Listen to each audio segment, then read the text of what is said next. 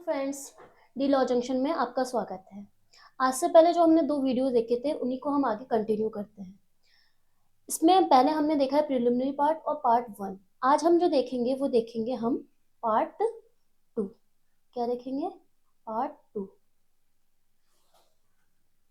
जो हमारा पार्ट 2 है वो होता है निष्पादन। निष्पादन को बोलते हैं हम एग्जीक्यूशन। कहाँ से कहाँ तक होता है? 36 से लेके 74 तक। 36 से लेके 74। जो 36 से 74 है, इसमें हमको क्या बताया गया है? इसमें हमको बताया गया है जनरल प्रोविजन। सबसे पहले हम देखेंगे जनरल, साधारण प्रोविजंस, जनरल प्रोविजंस। सेक्शन 36 बोलता है आदेशों का लागू होना। सेक्शन 36 आदेशों का लागू होना। जो प्रावधान डिग्री पर लागू होंगे वही किस पे लागू होंगे? आदेशों पर। आदेशों पर लागू होना। ठीक है, फिर आता है हमारा सेक्शन 37। सेक्शन 37। सेक्शन 37 कहता है डिक्री पारित करने वाले न्यायालय की परिभाषा। कौन सा होता है डिक्री पारित करने वाला न्यायालय? डिक्री पारित करने वाला न्यायालय कौन कौन से हो सकते हैं? या तो ट्रायल कोर्ट हो सकते हैं या जिसको उसका जुरिस्डिक्शन मिला हुआ होता है वो होता है। ये हमारे लिए इंपॉर्टेंट हो सकती है क्योंकि ये डेफिनेशन आती है। ठीक है, फिर इसके बाद आता है हमारा सेक्शन 38। सेक्शन 38 कहता है डिक्री पारित करने वाले या निष्पादित करने, जो डिक्री होगी वो किसके द्वारा निष्पादित की जा सकेगी? या तो उसको पारित करने वाले न्यायालय के द्वारा या उसको निष्पादित करने वाले न्यायालय के द्वारा। ठीक है ना? डिक्री पारित किसके द्वारा की जाएगी? या तो डिक्री पारित करने वाले न्यायालय के द्वारा या उसे निष्पादित करने वाले न्यायालय के द्वारा। फिर आता है हमारा सेक्शन 39। सेक्शन 39 कहता है हमें डिक्री का अंतरण, ट्रांसफर ऑफ डिक्री कैसे किया जाएगा? Transfer of decree, transfer of decree की जाएगी डिक्री के आवेदन पर। किसी डिक्रीदार के द्वारा अगर आवेदन किया जाता है तो हमें डिक्री का अंतरण होता है। ठीक है, फिर आता है हमारा सेक्शन 40। सेक्शन 40 होता है किसी अन्य राज्य के न्यायालय को डिक्री का अंतरण। किसी अन्य राज्य के न्यायालय को डिक्री का अंतरण, transfer of decree to court in another state कैसे किया जाएगा? राज्य सरकार जो नियम बनाती है उसके अकॉर्डिंग ये किया जाएगा। सेक्शन 41 जो है वो हमें कहता है, सेक्शन 41, सेक्शन 41 कहता है हमें निष्पादन कार्यवाहियों के परिणाम का प्रमाणित किया जाना। निष्पादित न्यायालय के द्वारा डिक्री पारित करने वाले न्यायालय को क्या दी जाती है? इसमें रिपोर्ट दी जाती है।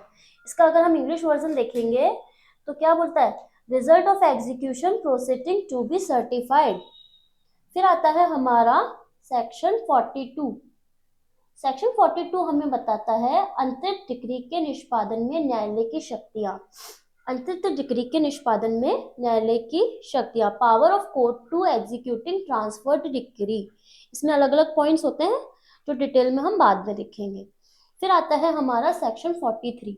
सेक्शन 43 कहता है जिन स्थानों पर इस संहिता का विस्तार नहीं है, जिन स्थानों पर इस संहिता का विस्तार नहीं है, इस संहिता मतलब सिविल प्रक्रिया संहिता 1908, वहां के सिविल न्यायालय, वहां के जो सिविल न्यायालय होते हैं उनके द्वारा पारित डिक्रियों का निष्पादन। अगर हम इस सेक्शन को याद करना चाहें तो हम इसे याद कर सकते हैं non CPC court, non CPC court execute. इस तरीके से हम इस सेक्शन 43 को याद कर सकते हैं। फिर आता है हमारा सेक्शन 44। सेक्शन 44 बोलता है हमें जिन स्थानों पर इस संहिता का विस्तार नहीं है वहां के राजस्व न्यायालयों द्वारा पारित डिक्रियों का निष्पादन। राजस्व न्यायालय, राजस्व न्यायालयों को हमने इससे पहले सेक्शन 5 में भी पढ़ा था। ठीक है, तो हम जब सेक्शन 44 पढ़ेंगे तो हम सेक्शन 5 को यहाँ पे कनेक्ट करेंगे। तो इस वाले सेक्शन को हम non CPC revenue court of execute करके भी लर्न कर सकते हैं, एक ट्रिक रख सकते हैं इसको याद करने की। फिर आता है हमारा सेक्शन 44A।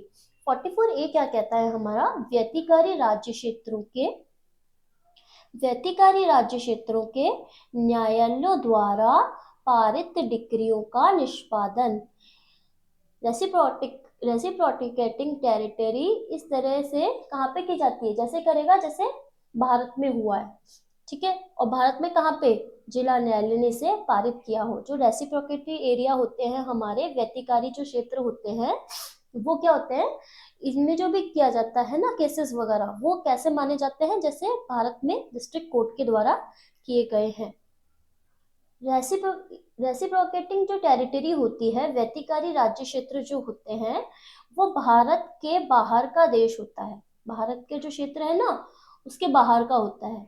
ऐसा राज्य क्षेत्र होता है जो कौन घोषित करता है, व्यतिकारी राज्य क्षेत्रों को कौन घोषित करता है, सेंट्रल गवर्नमेंट घोषित करती है।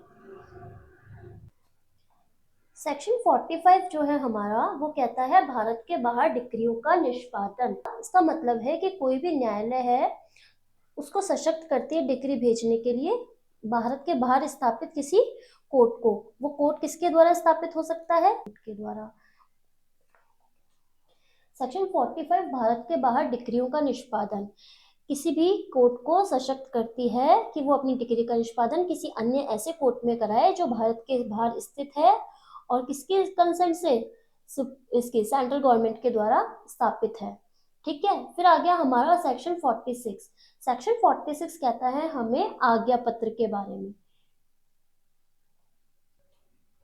डिक्री पारित करने वाला न्यायालय क्या करेगा, डिक्रीदार के आवेदन पर सक्षम डिक्री पारित करने वाले न्यायालय को क्या कहेगा कि भाई निर्णित ऋणी है, उसकी संपत्ति कुर्क करनी है। निर्णित ऋणी की क्या करनी है, संपत्ति कुर्क करनी है। तो उसके लिए क्या निकाला जाएगा, आज्ञा पत्र। आज्ञा पत्र निकाला जाएगा। सेक्शन 46 में क्या निकाला जाता है, आज्ञा पत्र निकाला जाता है। फिर आता है हमारा सेक्शन 47। सेक्शन 47 कहता है हमें प्रश्न जिनका अवधारण डिक्री का निष्पादन करने वाला न्यायालय करेगा। ऐसे कौन से प्रश्न हैं जिनका अवधारण डिक्री का निष्पादन करने वाला न्यायालय करेगा, ये हमें बताता है सेक्शन 47। फिर आता है हमारा सेक्शन 48। 48 क्या है, रिपील्ड हो चुका है। रिपील्ड कब हुआ है, लिमिटेशन एक्ट के अकॉर्डिंग 1 जनवरी 1964, 1 जनवरी 1964 को ये रिपील हो चुका है। फिर इसके बाद आते हैं हमारे दो सेक्शन, सेक्शन 49 एंड सेक्शन 50। ये हमें बताते हैं अंतरिति के बारे में, यानी ट्रांसफरी के बारे में, और विधिक प्रतिनिधि के बारे में, ट्रांसफरीज एंड लीगल रिप्रेजेंटेटिव्स। तो अंतरिति तो आता है हमारा सेक्शन 49 के अंदर, और सेक्शन 50 में आता है हमारा ट्रांसफरी। जो हमारा लीगल रिप्रेजेंटेटिव था, इसको हमने डेफिनेशन क्लोज में सेक्शन 211 में भी देखा था। तो जब हम इसको सेक्शन 50 में पढ़ेंगे, तब हम इसे जाके सेक्शन 211 में भी हम इसको एक बार गो थ्रू करेंगे। तो अंतरिति क्या करता है, डिक्री को ऐसे धारण करेगा कि किसी डिक्री को जिन्हें की वह निर्णित ऋणी मूल डिक्रीदार के विरुद्ध प्रवर्तित करा सकता था, उसी के अकॉर्डिंग वह उसे अंतरित कर सकता है। उसी साम्यों के अधीन इन्हें क्या करेगा, ऐसे ऐसे धारण करेगा उस डिक्री को, ठीक है ना। फिर आता है हमारा, इधर आता है लीगल रिप्रेजेंटेटिव। सेक्शन 50 जो बोल रहा था ना विधिक प्रतिनिधि, वो तो ये कह रहा था कि डिक्री का निपटारा होने से पहले यदि निर्णित ऋणी की मृत्यु हो जाए, हमारे निर्णित ऋणी है ना, उसकी अगर मृत्यु हो जाए, तो डिक्री का धारक उसे पारित करने वाले न्यायालय में आवेदन करेगा कि उसको कैसे प्राप्त करे, वो मृतक विधिक प्रतिनिधि से, उसके जो मृतक विधिक प्रतिनिधि होगा, मृतक का जो विधिक प्रतिनिधि होगा, वो उससे उसको ले सके। और वो कहाँ तक ही ले सकता है उससे, जहां तक कि उसकी मृतक की जो प्रॉपर्टी है ना, वो विधिक प्रतिनिधि के पास है, ये केवल उतनी ही वो प्राप्त कर सकता है। फिर आता है हमारा execution process. Execution process, process या प्रोसीजर, ये किस में दिया हुआ है, 51 से लेके 54 में। 51 क्या बोलता है हमें, निष्पादन कराने की न्यायालय की शक्तियां, ये हमें सेक्शन 51 में दी गई है।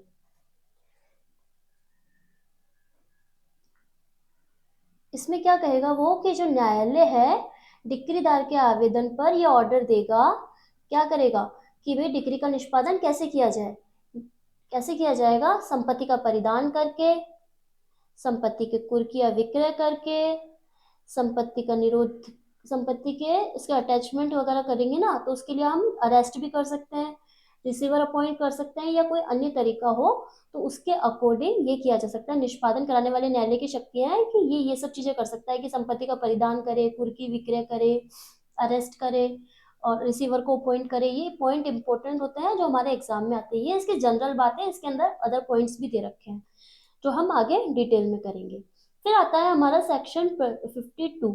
सेक्शन 52 कहता है हमें विधिक प्रतिनिधि के विरुद्ध डिक्री का प्रवर्तन, enforcement of decree against legal representative. Section 53 में आता है हमारे पैतृक संपत्ति का दायित्व। जो पैतृक संपत्ति का दायित्व आता है, इसमें जो पुत्र और वंशज होते हैं वो इसके विधिक प्रतिनिधि आते हैं, विधिक प्रतिनिधि होते हैं।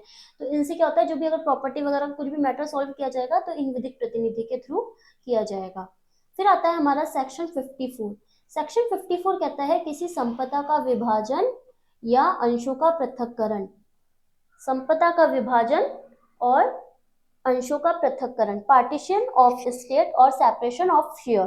क्या होता है इसके अंदर, इसमें क्या होता है, जहां डिक्री किसी ऐसी अविभक्त संपदा के विभाजन के लिए है, अविभक्त संपदा यानी अनडिवाइडेड प्रॉपर्टी अगर इसके लिए है, जिस पर सरकार को दिए जाने के लिए राजस्व निर्धारित है, राजस्व निर्धारित है, गवर्नमेंट को इसमें रेवेन्यू दिया जाना है, या ऐसी संपदा के अंश के पृथक कब्जे के लिए वहां संपदा का विभाजन या अंशों का पृथक्करण किसके द्वारा किया जाएगा, पृथक कब्जे के लिए संपदा का विभाजन या अंशों का पृथक्करण या तो कलेक्टर के द्वारा किया जाएगा या फिर कोई अदर ऑफिसर होगा उसके द्वारा किया जाएगा। वो कैसे करेगा, अकॉर्डिंग टू लॉ करेगा, या कोई इसके लिए कोई कानून बनेगा उसके अकॉर्डिंग किएगा। लेकिन अगर नॉर्मल संपदा का विभाजन कैसे होता है, जितनी भी पूरी संपत्ति होती है उसके जितने हकदार होते हैं उनको देके किया जाता है, उनमें डिवाइड कर दिया जाता है। पर यहाँ पे जो होता है ना, वो कैसे होता है, अविभक्त संपदा है, उसका विभाजन करना है या तो गवर्नमेंट रेवेन्यू के अकॉर्डिंग किया जाएगा, और अगर पृथक कब्जे के लिए लाना है, संपदा का विभाजन करना है, अंशों का पृथक्करण करना है, तो कलेक्टर के द्वारा या कोई अदर ऑफिसर होता है उसको अपॉइंट करके, और वो कैसे करेगा, अकॉर्डिंग टू लॉ करेगा। फिर इसके अकॉर्डिंग आगे ये आता है हमारा डिक्री के निष्पादन में गिरफ्तारी और निरोध। ये कहाँ से कहाँ तक सेक्शंस आते हैं हमारे, 55 से लेके 59 तक। सेक्शन 55 हमें बोलता है गिरफ्तारी और निरोध, अरेस्ट एंड डिटेंशन। ये कहाँ से कहाँ तक है, इसमें 4 पॉइंट आते हैं। 55 है, ये अंदर डिटेल में होता है, जिसमें 4 पॉइंट होते हैं, उसके अकॉर्डिंग ये गिरफ्तारी या अरेस्ट किया जाता है, ठीक है। फिर आता है हमारा सेक्शन 56। 56 कहता है धन के निष्पादन में स्त्रियों की गिरफ्तारी या निरोध का निषेध। क्या नहीं करेंगे, स्त्रियों को गिरफ्तार या अरेस्ट और डिटेंशन नहीं करेंगे। ये हमें कहता है सेक्शन 56। इसका मतलब हो गया प्रोहिबिशन ऑफ अरेस्ट और detention of women in execution of decree for money. इसको जब हम कनेक्ट करेंगे तो हमें इसे पढ़ना पड़ेगा सेक्शन 132 के अकॉर्डिंग। इसे हमें 132 के अकॉर्डिंग इसलिए पढ़ना पड़ेगा क्योंकि यहाँ पे भी स्त्रियों को छूट दी गई है। छूट किस चीज की, उपस्थित होने की, स्वयं उपसंजति से छूट। ये हमें सेक्शन बोलता है 132। फिर आता है हमारा सेक्शन 57।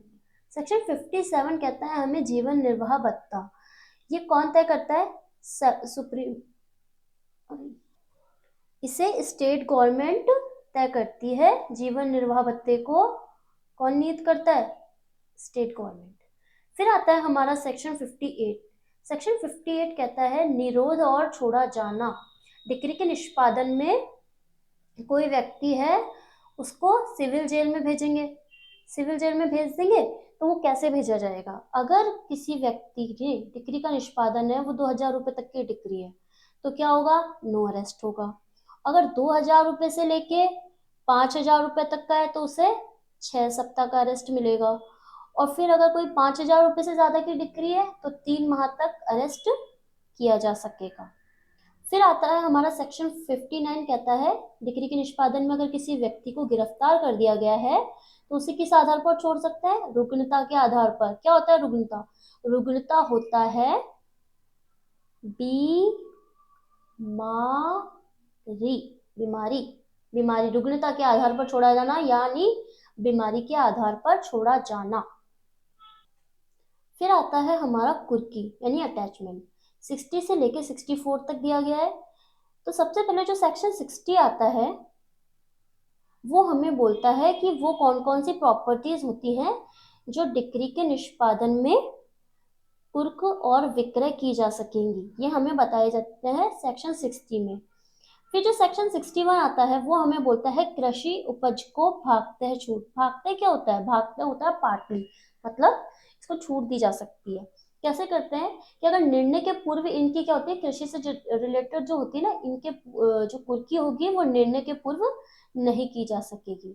फिर आता है हमारा सेक्शन 62।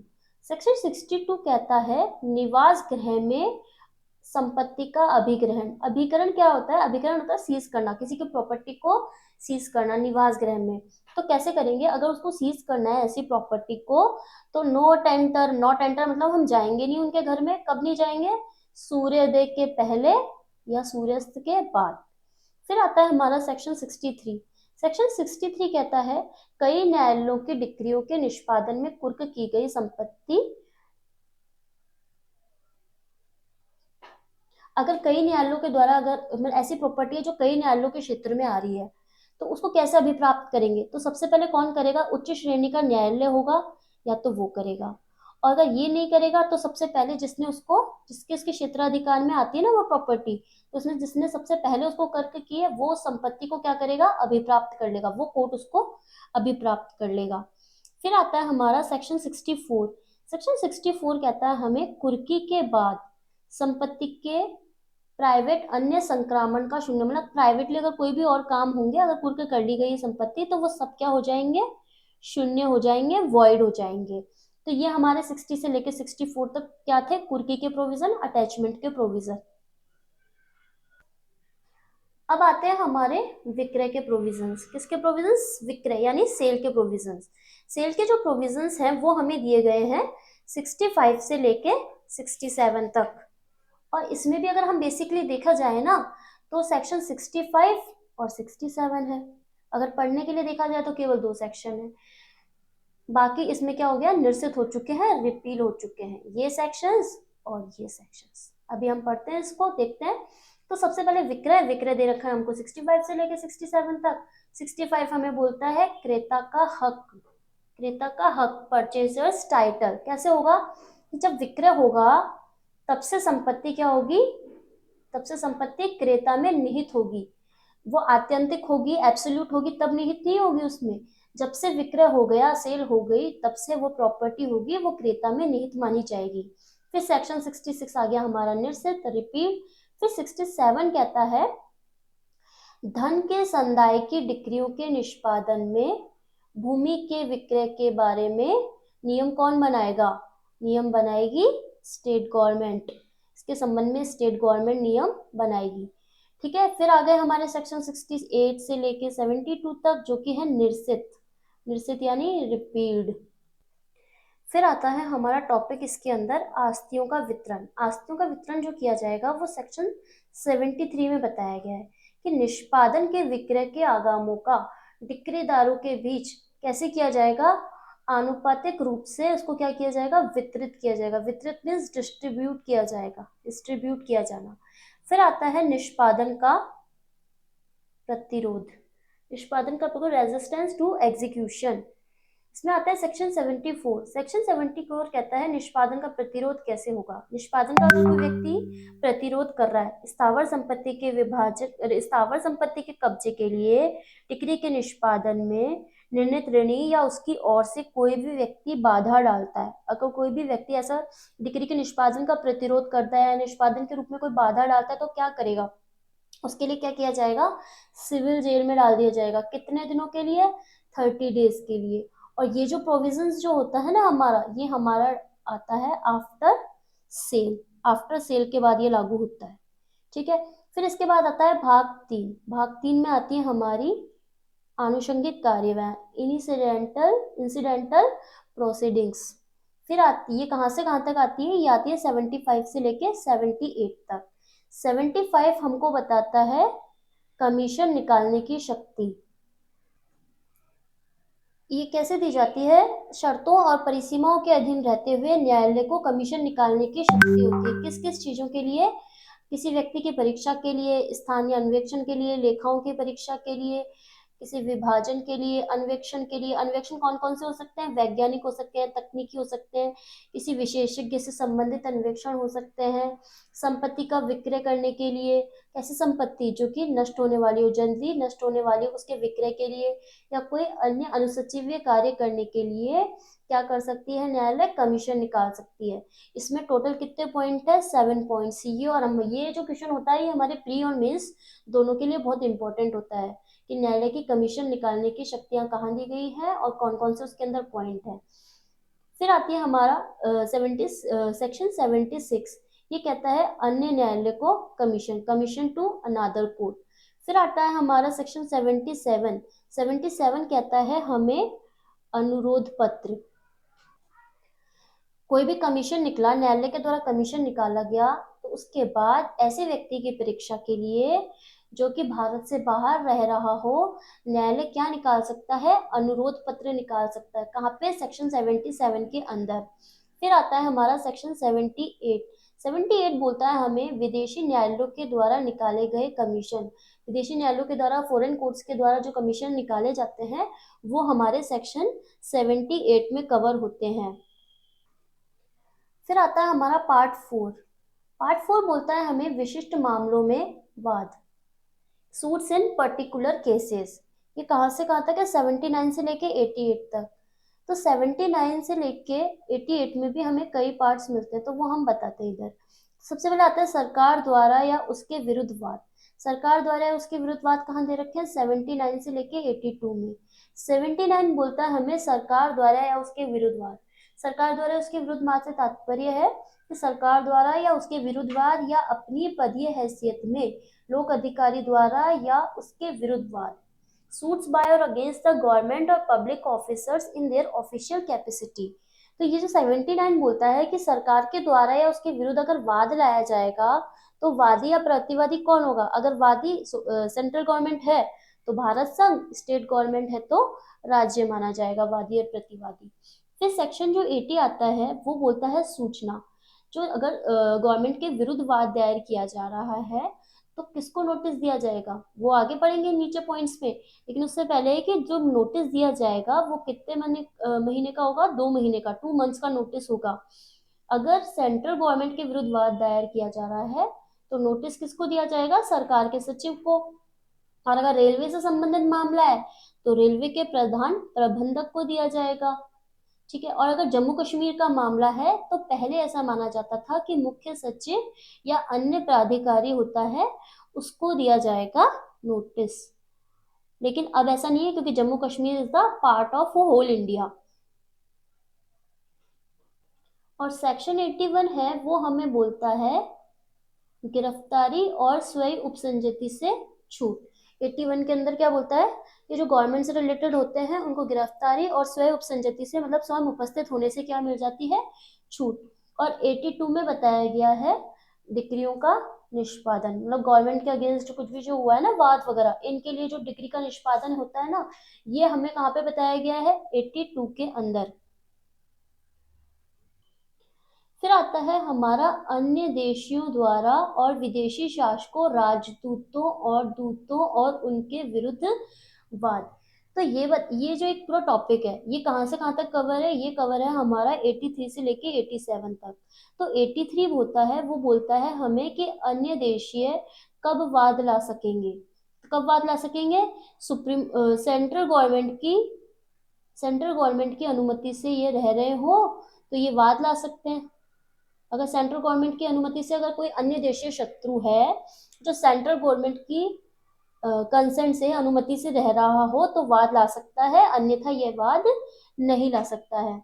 फिर सेक्शन 84 बोलता है हमारा विदेशीय विदेशी राज्य कब वाद ला सकेंगे, फॉरेन स्टेट कब वाद ला सकेंगे, अगर वो लोक हैसियत में हो और उनका प्राइवेट राइट का अगर उनको अपने प्रवर्तन करवाना है तो वो क्या करेंगे, ये 84 के अंतर्गत ला सकेंगे वाद।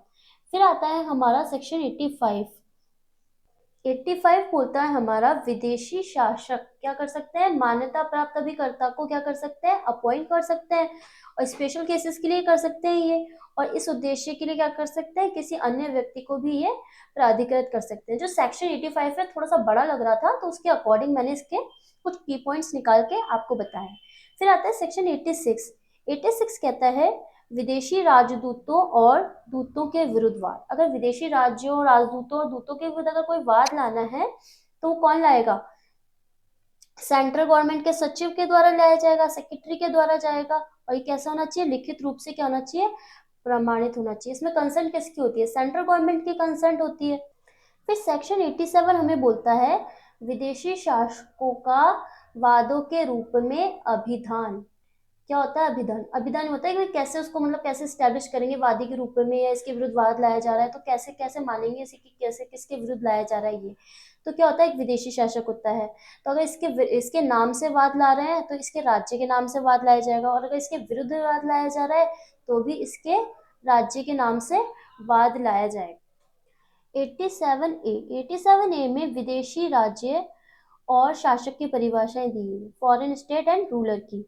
और 87B हमें कहता है भूतपूर्व भारतीय राज्य के शासकों के विरुद्ध वाद, भूतपूर्व भारतीय राज्य के शासकों के विरुद्ध वाद, ये हमें किसके अकॉर्डिंग टू सेक्शन 85 और 86 होगा।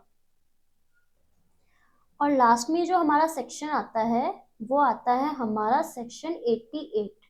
सेक्शन 88 बोलता है हमें अंतर अभिवाचीवाद के बारे में, जो कि हम पढ़ते हैं ऑर्डर 35 के साथ। अंतर अभिवाचीवाद को क्या बोलते हैं इंग्लिश में, इंटरप्लीडर सूट। ये कैसा होता है, ये मामला वादी और प्रतिवादी के बीच नहीं चलता है।